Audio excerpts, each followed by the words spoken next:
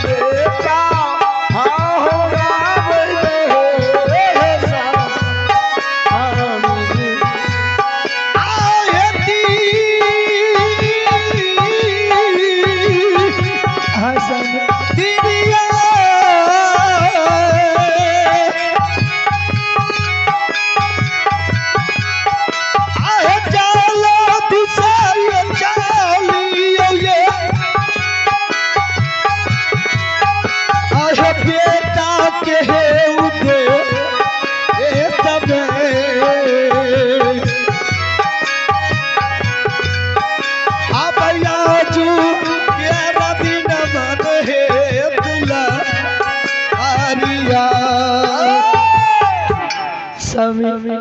बाजू सामी देखिए बेटा रणजीत आया बेटा रणजीत मन मार नैया अखार भाग देखिए सही कहलिए बेटा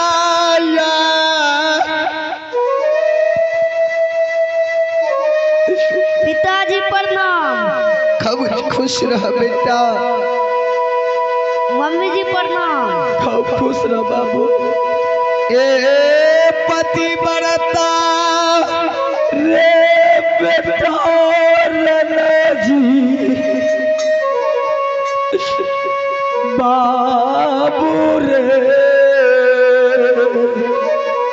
इन्हें सुनो पहला हमें जो कही से सुनू बोलू स्वामी आए छड़वा के ने 3 नंबर में दिया है ना हाँ बोलू ने की कहले चाहे छी पहले एकरा से सब एड्रेस पता पूछबे जे किया आइले कौन कारण से लइया स्वामी हां बाल बच्चा जब घर द्वार छोड़ के एले हां ओकरा प्रेम से पूछल जाइया अस्थिर से हमू अस्थिर से पूछबे ना आहा के डर छे बेटा के अच्छा पूछियो त यहां केना एले कौन काम से लइया रे नुनु हां रे बेटा बेटा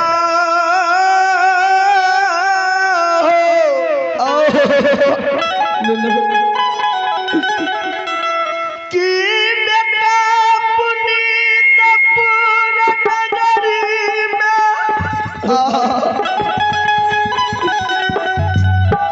बदको मखुल राजा जिम्मेदार के मूंग धान खा गेलै। कुछो नहीं भेलो कि बेटा पटना नगरी के बाबू दामा बहिन उलहन पराग दलका बेटा की हो बेटा तोरा पुनितपुर नगरी के दामा बहिन कार उलहन अपकार दलका हो बेटा आई अपना द्वार पर लो मूर्ति मूर्ति हाँ ई बताबो कि तोरा पुनितपुर नगरी के दामा बहिन उलहन दलका बेटा कुछो न कौन कर लके ए बेटा की तोरा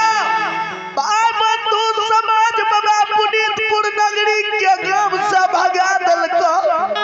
बेटा कौन कारण से बेटा हो या सुजागंज बाजार कयल हो या कुछो न बोलो अपना द्वार पर तब बाबू की आए है